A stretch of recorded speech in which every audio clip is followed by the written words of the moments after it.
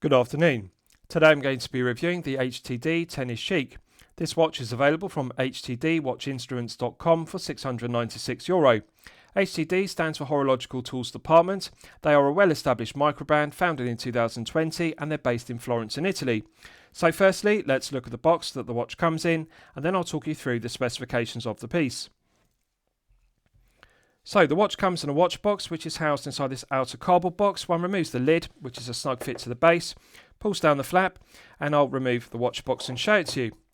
Solid wooden watch box, and it's coated with contrasting orange vinyl or PU leather to a good standard. Nice grained finish, so it does visually look like genuine leather, but it's actually made from vinyl or PU leather. But nonetheless, very well coated, as you can see. And on the top of the hinge lid, we have the HTD brand emblem in silver and also Tennis, which is the model of this piece. This is specifically the Tennis Chic version. Hinge lid, stainless steel hardware, and we've also got a spigot which engages in a stainless steel lined hole and very nicely finished. Nice to see stainless steel hardware, nice to see a solid wooden watch box.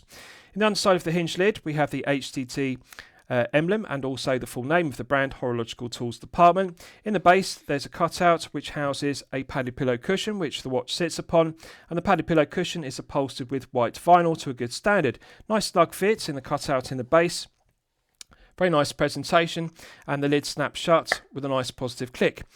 So they deserve credit here because HTD are an Italian microbrand and often mid-tier microbrands. To clarify, that's €500 to €5,000 price point. They use the less expensive default option of a plastic or cardboard watch box. This is good. It makes a refreshing change to see a solid wooden watch box coated to a high standard in vinyl or PU leather. This is excellent and very aesthetically pleasing presentation. With regards to the items that come with the piece, one gets this leaflet. On the front it has the aquatic and it also has a QR code. You can scan with your Android or iPhone to download more information about the aquatic piece. On the reverse we have an image of the hexagraph, and again there's a QR code you can scan with your Android or iPhone to download more information about the piece. One also gets this catalogue and it details the history of the brand and also clear high definition pictures of the different models. So HTD are most famous or most known for the hexagraph, which they released in 2023, and they have produced different versions of the hexagraph. For example, in 2025 they released a reverse panda and panda version of it, and we have high definition images of the two versions. And they've also over the years released other models which I'll show you. The latest one they've released is this tennis model, and as you can see it's available in these versions and also the Chic version, which I'm going to be reviewing. And on the last page we have another model they have released, which is the aquatic, which is their dive piece, as you can see. So nice to get this catalogue included with high definition pictures of their other models.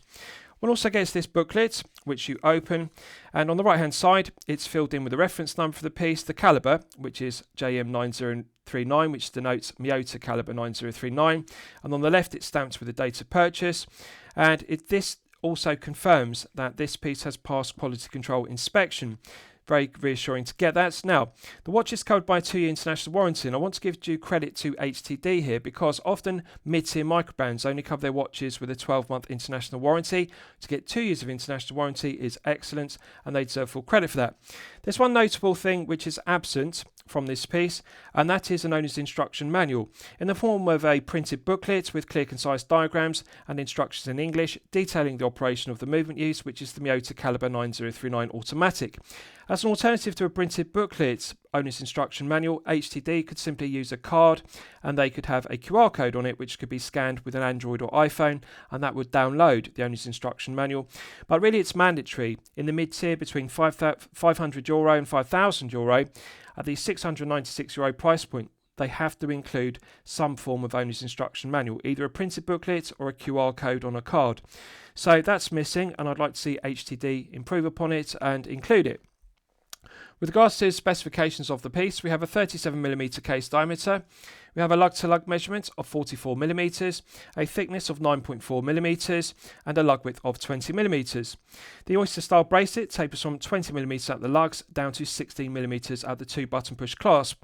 So I'm pleased to see the perfection personified taper used. 20 to 16, it's the industry standard for good reason. Often referred to it in my previous reviews because 20 to 16 is very aesthetically pleasing and it is the correct taper on a bracelet for a 37mm head of the piece. 2-button push clasp is signed with high definition engraving of the HTD brand emblem. As you can see, 2-button push triggers are correctly proportioned, brushed satin finished, longitudinal brushed satin finishing to the body, and that complements the longitudinal brushed satin finishing to the flanks. We've got 4 micro adjustment holes which are drilled into the flanks, which is good because you can easily adjust the length of the bracelet by depressing the spring bar going through the holes in the flanks with a spring bar tool externally. Pushers are correctly proportioned on the 2 triggers. Nice large mirror polish bevel which marks the transition between the body and the flanks, and the quality of the mirror polishing on the bevel is excellent. No sharp edge to the top edge or the lower edge, doesn't have sharp corners, nice curvature to it, and the undercut to the flank is deburred and chamfered very well, so therefore no sharp edges. It's excellent. So we have a flat sapphire crystal with clear AR coating on the underside, and the clear anti-reflective coating does an outstanding job of reducing the glare and the highly reflective nature of the silver mirror polished applied indices and silver mirror polished handsets. Blue sunburst style is dark navy blue and very aesthetically pleasing because it changes colour in the light from a dark navy blue which almost looks black to a lighter navy blue, and the dark tone of it is very aesthetically pleasing. It gives the piece a high-end feel. Quality of the printing on the dial is stellar. White minute ticks on the chapter ring are printed in high definition minute ticks. The HTD brand emblem at 12 o'clock is also printed in high definition printing. The font is clear and legible. Also, the tennis font is aesthetically pleasing and it balances the HTD brand emblem at 12 at 6. So it's very good. I like that they haven't over-branded the dial. Often mid-tier microbrands have a tendency to over-brand the dial with unnecessary text and specification. For example, you will see 3 or 4 lines of text at 6 o'clock with irrelevant information such as the water resistance rating or automatic. It's a given that this piece is automatic. It's powered by the Miyota Caliber 9039 automatic, but one doesn't need to have, for example, 100 meters printed on the dial or automatic printed on the dial because it's a daily wear piece, not a dive piece. For example, tennis, the model number is enough, and I like it. So I think the symmetry of the dial is good. The design of the dial reminds me very much of the Oyster Perpetual, and also the hands look rather like the baton hands used on the Oyster Perpetual, so visually it does look similar. Also it has a similar domed profile to the bezel, as you can see. But one notable difference is the bezel is concave, and it's very unusual to see this because often domed bezels, the curvature of it is external rather than being concave, as you can see. But the concave profile, just bear with me, I'll get the camera to focus on it. The concave profile adds interest, and I like it. It's unusual and it's very well proportioned. Also allows the flat sapphire crystal to project above it, so the bevel on the edge of the sapphire crystal is visible. That catches the light above the concave stainless steel bezel. Very aesthetically pleasing. Quality of the mirror polishing to the concave bezel is excellent, absolutely flawless, and it is correctly proportioned. The dial and the hands are fully lumed with BGW9, which we'll test in the lume test. I like the symmetry of the dial, and this is the benefit of using the 9039. It's the no-date version of the Caliber 9015. The architecture is based upon it, but the benefit of this being 9039 is it has a lower cannon pinion hand stack height, therefore it's a thinner caliber, and the hands and the cannon pinion are closer to the dial. That means the sapphire crystal can be closer to the dial than the 9015, which it's based upon, so this is a very low profile piece as a result. It's only 9.4, even though it's 100 meters. Case is solid 316L grade stainless steel, and the lugs look similar to lyre lugs or twisted lugs because the inner bevels add interest rather than just being flat profiled or curved profile. They have an angular profile, but the inner portions, which are beveled, look more like lyre lugs as per Amiga. Very aesthetically pleasing. Flawless mirror polishing to the inner bevels, the top side, the tips of the lugs, and also the flanks. Interesting choice of finishing that they used mirror polishing for the head of the piece throughout. There are no brushed satin finish facets to it. Subjectively, I think this would look better if it had brushed satin finishing to the tops of the lugs, and that would contrast with the bevels on the inner portions and the flanks. But credit where credit's due.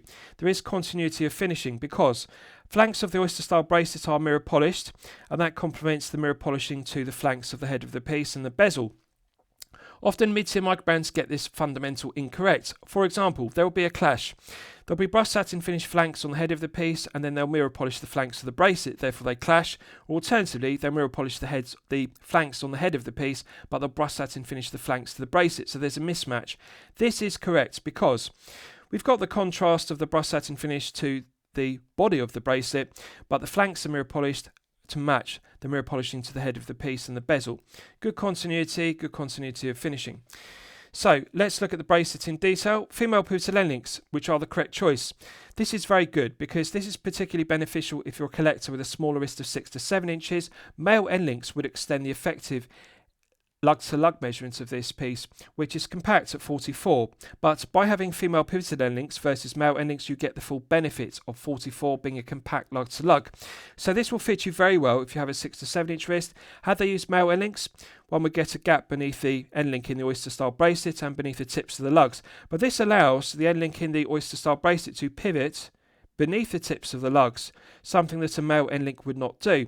Gives a better fit, also visually looks more aesthetically pleasing, and they've made the correct choice. So let's check the execution. Excellent.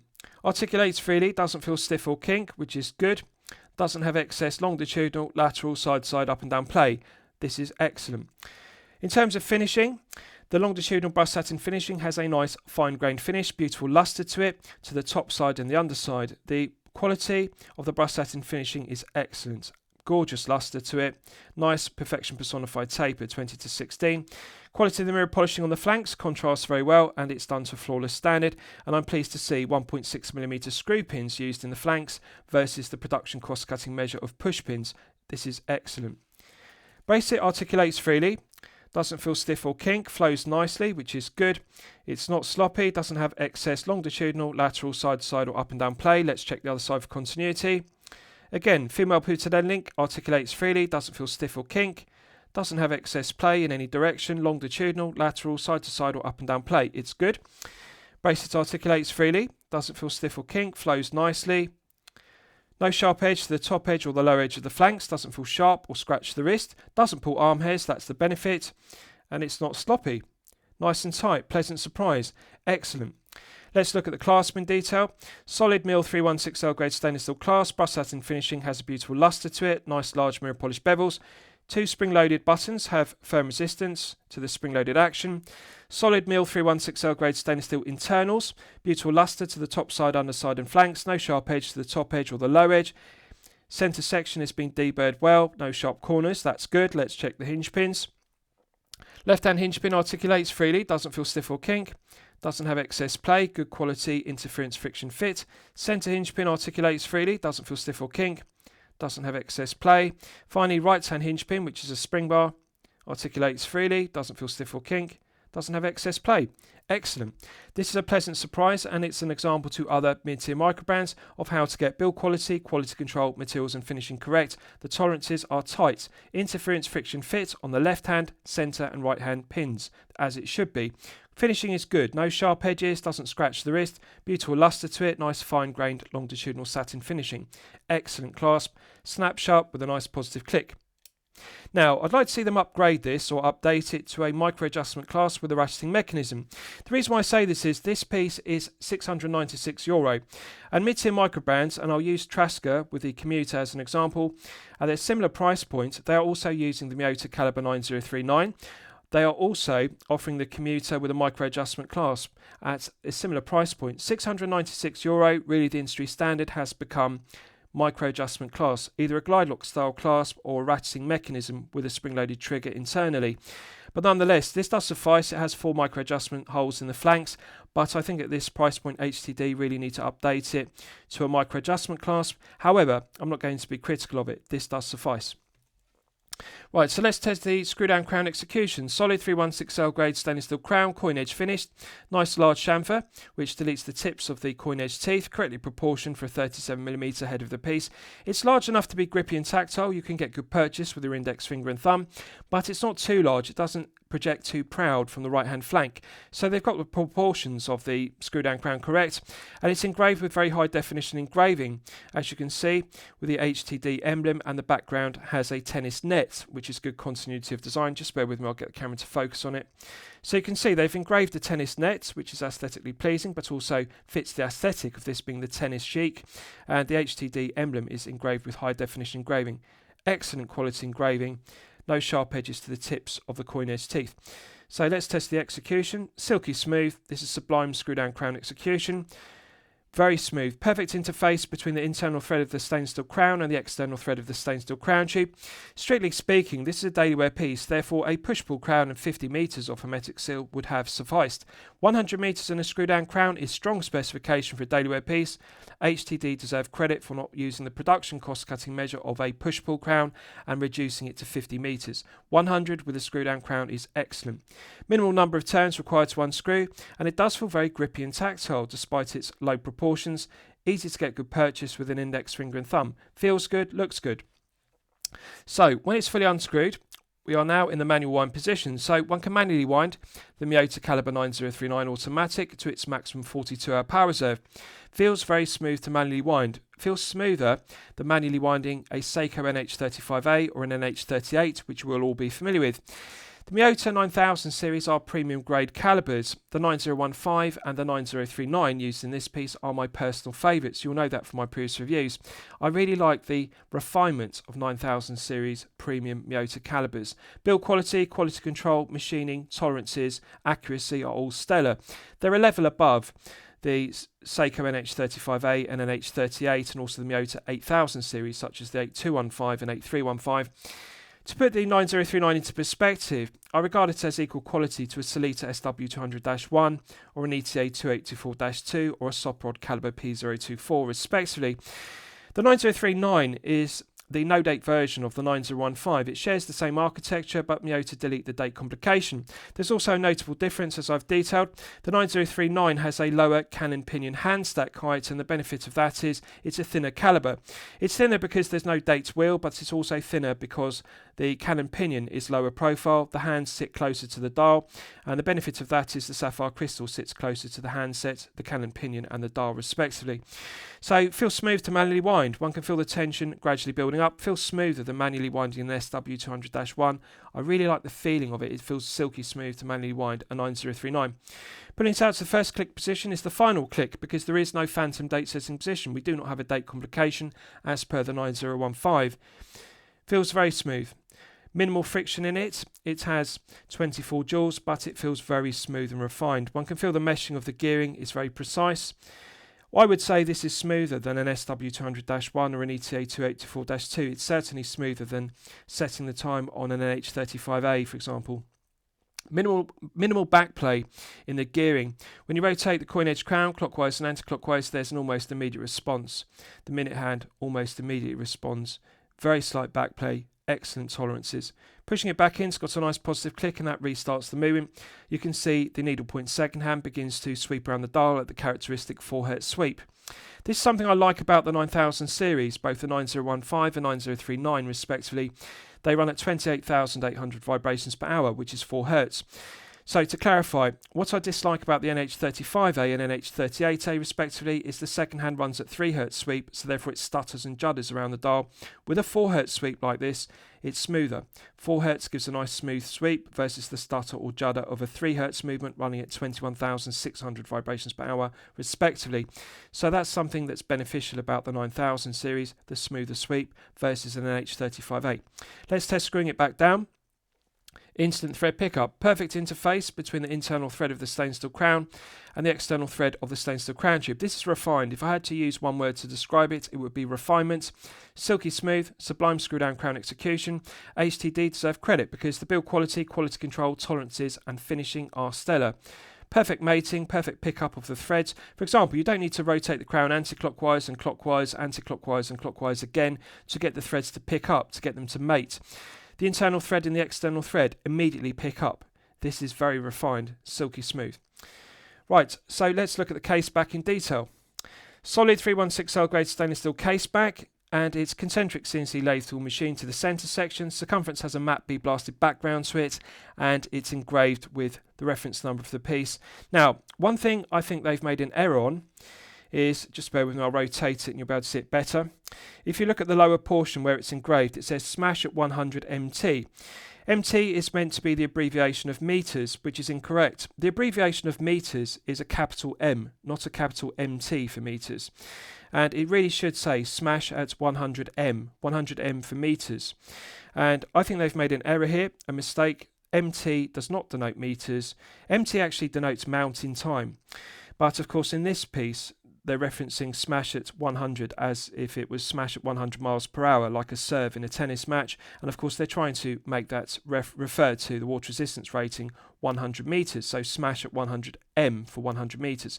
MT doesn't make sense. I know it means meters, that's what they're intending it to mean, but really it should be smash at 100 m for meters. HTD emblem is engraved well, and it says SS for stainless steel and manufacturer. So it's well finished and it's low profile. Again, this is the benefit of it not being powered by an NH38, for example, which would have been a production cost cutting measure in order to maximise profit margin per piece.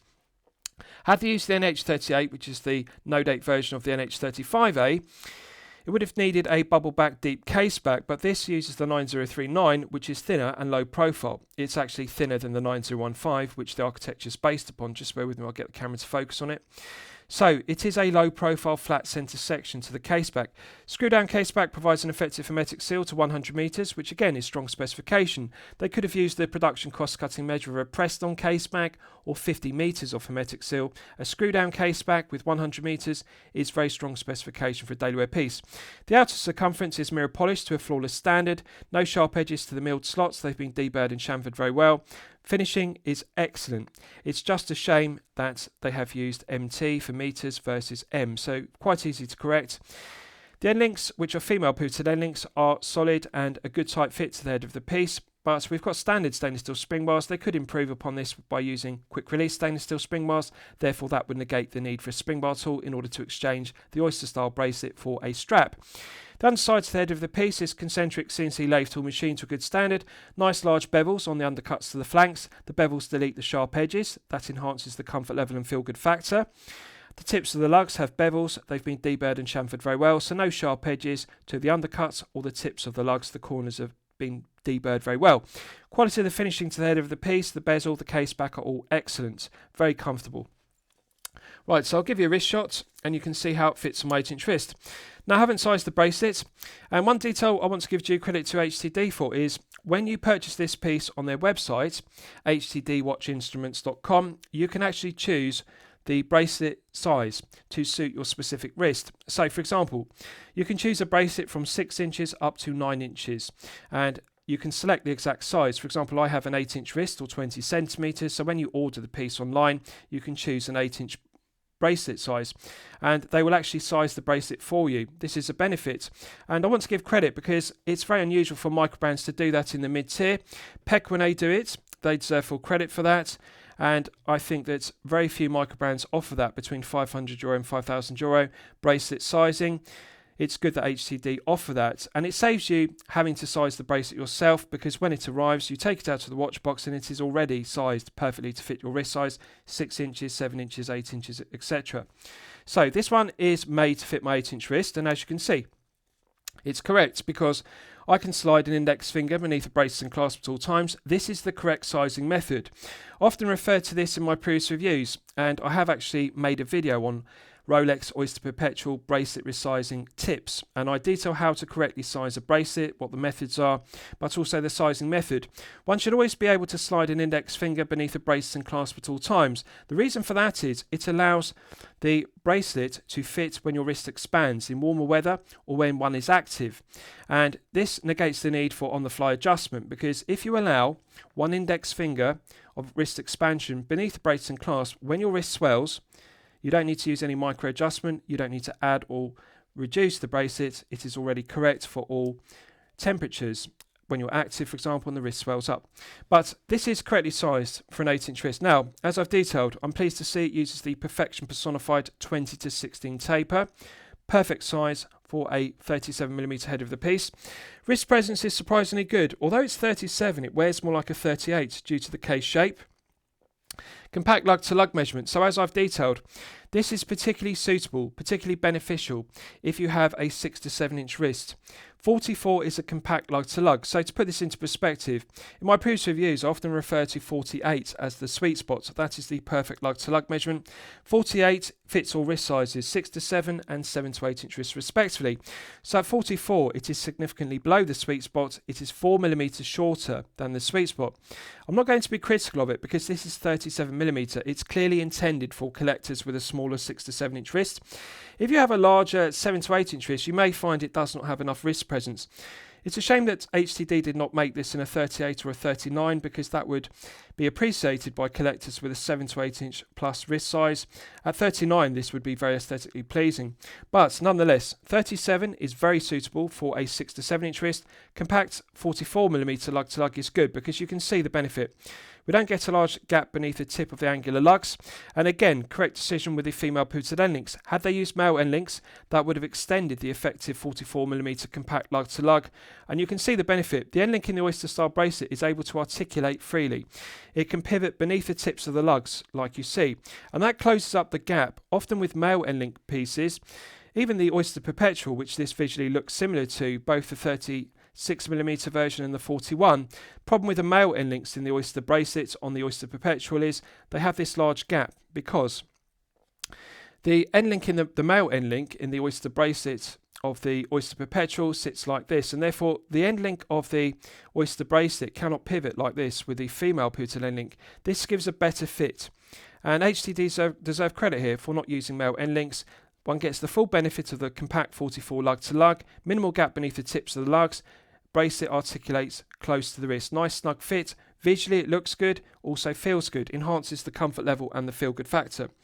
The dark navy blue sunburst style is very aesthetically pleasing. In low light conditions it almost looks black, it's a very dark navy blue, but in direct lights it changes to a lighter navy blue. Very aesthetically pleasing. I like the symmetry of the dial versus an asymmetrical dial with a date complication. The hands are mirror polished to a good standard, and the mirror polishing to the indices is also done to a good standard, so clarity is good, legibility is good, AR coating works very well. Legibility is very good.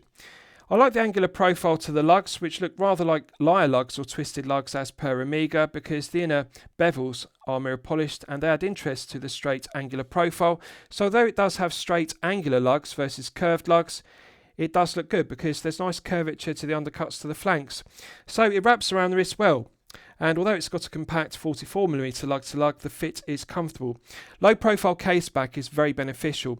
Above all else, the one thing I like about this piece is how thin it is. This is only 9.4. Now, to put this into perspective, if they use the production cost cutting measure of the Seiko NH38, which is the no-date version of the NH35A you will all be familiar with, they could have reduced production costs in order to maximise profit margin per piece.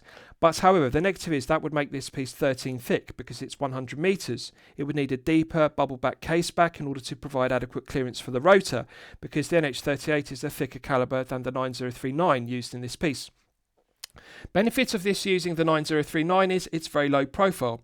It's lower profile than the 9015 because it has a lower cannon pinion stack height. Also, it doesn't need a deep bubble back case back. Now you can see the benefit. There's a minimal gap underneath the flanks to the case because the case back is flatter. It's not a bubble back case back. This is only 9.4. If this were quartz powered, or if it were a mechanical manual wind powered piece, I wouldn't say 9.4 was impressive. It's nothing unusual to have a piece below 10mm if it's quartz powered or manual wind. But with a rotor on an automatic, one would expect this to be 12 to 13mm. And especially if it uses the NH35A or NH38, 13mm is nothing unusual for a 100 metre water resistant piece. Below 10mm for an automatic is exceptional. This is one of the thinnest 9039 daily wear pieces I have reviewed, and 9.4, well below the 10mm. So needless to say, it's well below the sweet spot often referred to. 13mm and below is the sweet spot to easily slip underneath a shirt cuff if you wear business shirts. At 9.4, this is incredibly low profile. Very compact case, low profile, but does give enough wrist presence to satisfy, and particularly suitable for a 6 to 7 inch wrist. Great looking piece. The Perfection Personified Taper 20 to 16 is correct. Beautiful lustre to the oyster style bracelet, absolutely gorgeous. Proportions of the clasp are correct, nice curvature to it. Even if you have a smaller wrist of 6 to 7 inches, it's not too long, so you're not going to have too much overhang on the ends of the clasp.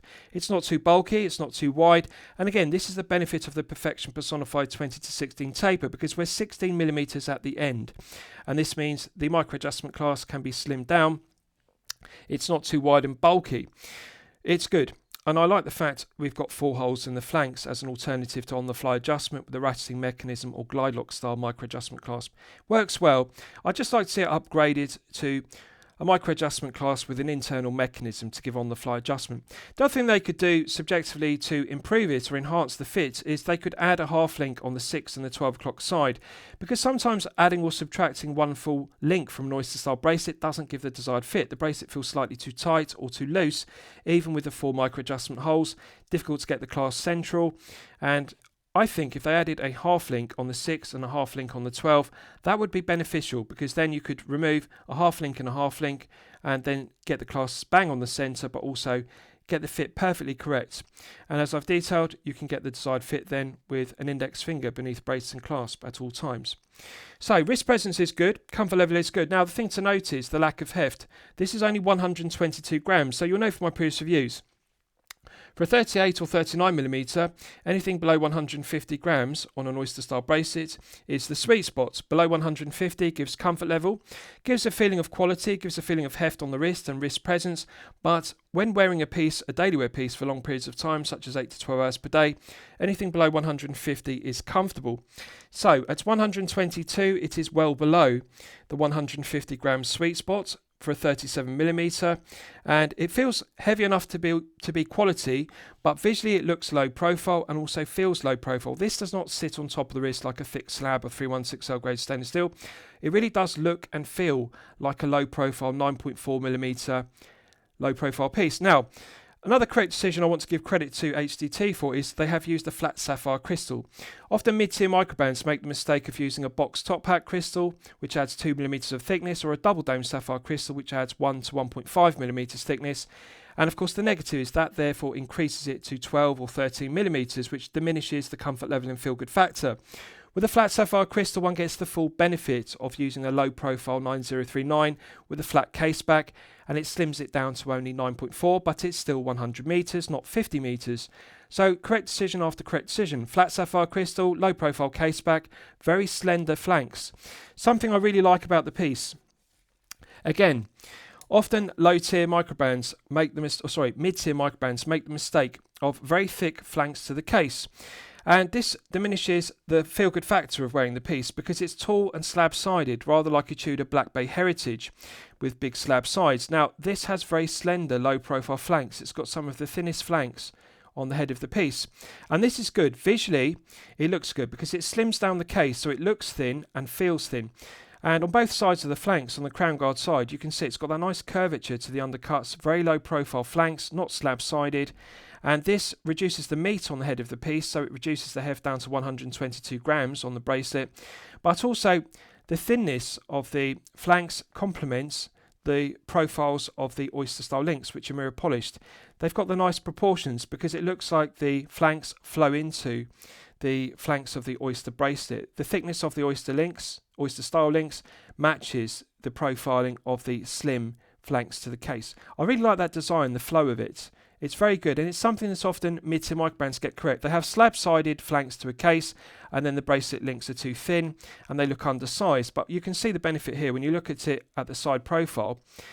The slender profile to the flanks matches the profiling to the flanks of the oyster style bracelet. It's very nicely done. They deserve credit for that. Right, so let's do a Lume test, and we'll see how the Lume performs when it's charged up to the absolute maximum. So as always, I'm going to use my 100 UV LED torch to charge it up to the absolute peak. So this is BGW9 Super Lume Nova on the applied indices and also the handset. In daylight, there's a good colour tone match. They look white on the dial, white on the hands, which is good. They don't look more cream on one or the other. Right, so that's now fully charged, and as you can see, it has not disappointed. We're clearly looking at 5 to 6 layers. Also, we've got the added benefit of they've added dots around the circumference or the chapter ring. So we've got the applied indices, plus we've got BGW9 dots of Super Lume Nova next to the indices on the chapter ring. Very aesthetically pleasing, perfect symmetry to the dial. Legibility is good. Colour tone match is good, same blue tone of the BGW9 on the indices, the dots on the chapter ring, and also the handset. Hands are correctly proportioned. One can immediately differentiate between the longer minute hand and the shorter hour hand. It's excellent. Now, subjectively, the only negative, or the only thing one could be critical of, is there isn't a Lume dot or a Lume pip on the needle point second hand, but that's acceptable. For a daily wear piece, one doesn't need that. It's not a dive piece, and I think it's acceptable. The symmetry of the dial is good. Again, this is the benefit of it not having a date complication. If it were powered by the 9015, for example, there's no phantom date setting position. We don't have a date window at 6 or 3, spoiling the symmetry of the dial, making it asymmetrical. This is good. Potency of the exciter is excellent, and I'm pleased to see as a microband, HTD haven't used the common microband production cost cutting measure of applying 3 to 4 layers on the handset and 2 to 3 layers on the indices in order to maximise profit margin per piece. We're clearly looking at 5 to 6 layers on the indices, 5 to 6 layers on the hands. Stellar performance. This is excellent for a daily wear piece. And one has to appreciate that the indices are like Oyster Perpetual style indices, and the hands are rather like baton hands as used on the Oyster Perpetual. They don't allow for a large area or a large plot as per a Submariner dial layout or Mercedes hands, for example, which have a larger area. So I think this performance is excellent and very good that they haven't used any cost cutting. It's 5 to 6 versus 2 to 3 or 3 to 4 layers. Right, so let's discuss the movement used, because it's one of my favourite aspects of the piece. So as I've detailed, the Miyota 9000 series are premium grade calibers, and the two favourites of mine are the 9015 and the 9039, which you'll know from my previous reviews. So to remind you, the architecture of the 9039 is based upon the architecture of the 9015. It's simply the no-date version. Miyota delete the date complication. They remove the date wheel to make the caliber thinner with the 9039. They also reduce the cannon pinion hand stack height. That means the handset sits closer to the dial. It has a lower profile cannon pinion. It slims down the thickness of the caliber overall. So it's thinner caliber than the 9015 because no date wheel and lower cannon pinion height. Has 24 joules, runs at 28,800 vibrations per hour and a frequency of 4 Hz. Hand winding and hacking, which work well as I've demonstrated. Benefit is no date complication, therefore we don't have a phantom date setting position. There's only one click position on the crown. That's the benefit. So it's been in production since 2018 and it's made in Japan. At this stage in 2025, it's a reliable, well-proven workhorse Japanese-made caliber. 42-hour power reserve is perfectly acceptable. Stated accuracy is -10 to +30 seconds per day, so a rather wide accuracy range. However, I'm pleased to report that HTD are doing a very good job of regulating the caliber 9039s they're using. They're clearly regulating the calibers in 5 positions because this one is running consistently at +2 seconds per day. +2 is actually within chronometer limits of -4 to +6. However, it's nothing unusual for a 9039. The premium 9000 series of Miyota calibers such as the 9015 and 9039 can easily be regulated in 5 positions to chronometer accuracy of -4 to +6. +2 is nothing unusual, although it is incredibly accurate. So I like everything about it. Feels smooth to manually wind, feels smooth to set the time, hacking works well. And it feels very pleasant and very smooth to manually wind. You can feel the tension gradually building up. It feels smoother than manually winding an SW200-1, and it feels smoother than manually winding an NH35A, which you'll all be familiar with. -10 to +30 is a wide accuracy range, but +2 is outstanding. And HTD deserve credit because regulating it in 5 positions adds production costs, but of course improves the performance. +2 is outstanding. So 9039 is the correct choice at this price point, €696. The 9039 is also used by other competitive rival microbands such as Trasker with a commuter. They use the 9039. I think at the €600 to €700 price point it is mandatory to use a 9000 series, either the 9039 or alternatively the 9015 or 9019. They are the calibers of choice. So last I'll summarise the piece. What do I think of it overall? Well, when I'm considering reviewing a watch on my channel, the watch meets 2 criteria. It should be both excellent quality and excellent value at the respective price point. So €696 makes it a mid-tier piece. To remind you, mid-tier is €500 to €5,000.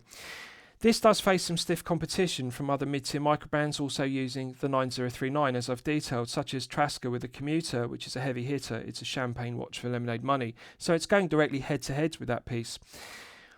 I'm going to declare it excellent quality, but I'm going to declare the value as poor. And that may come as a surprise to you because the specification is strong. 100 meters, screw-down crown, screw-down caseback, AR coating is good, BGW9 is 5 to 6 layers, female putty end links are excellent, bracelet is excellent. Clasp is the one cost-cutting measure too far. And although it's an excellent clasp, the finishing is good, looks good, feels good, no sharp edges, 4 micro adjustment holes are enough. Problem is, it's not a micro adjustment clasp. For this to be excellent quality and excellent value, or good quality and good value, it needs a micro adjustment clasp. Glide lock style mechanism, or alternatively ratcheting mechanism, either or. Because Trasker are using it in the Commuter 36 and the Commuter 38 respectively at a similar €600 to €7 price point. So, as this competes directly with it, it's a rival to it, this needs to have the same specification. It needs to have a ratcheting on the fly adjustment. It needs to have a mechanism in the body. So they need to upgrade the clasp. I'd like to see a V2 version of this Tennis Chic produced. But the rest of the piece is excellent. So I'm going to say excellent quality because build quality, quality control, materials and finishing are all excellent. It just needs an updated class in order to improve the value proposition. Alternatively, what they could do is reduce the price point because €696 is expensive. I think the price point is too high. They need to reduce it to €500 or below. If this were 500 and below, I would say that it's excellent quality and excellent value. But at 696, I can't say that. I can only say poor value because it's competing with the Trasker Commuter 36 and 38, and at 37mm it sits between the two, Trasker Commuter 36, Commuter 38. It's close to a Trasker Commuter in quality and specification, but the clasp is not. That's the reality of it. HTD needs to improve it with a V2 clasp. That will then upgrade it to excellent quality and excellent value. So I'm going to recommend it to you for consideration. I hope you've enjoyed my review of the HTD Tennis Chic. Please feel free to post your own comments below the video. Thank you for watching.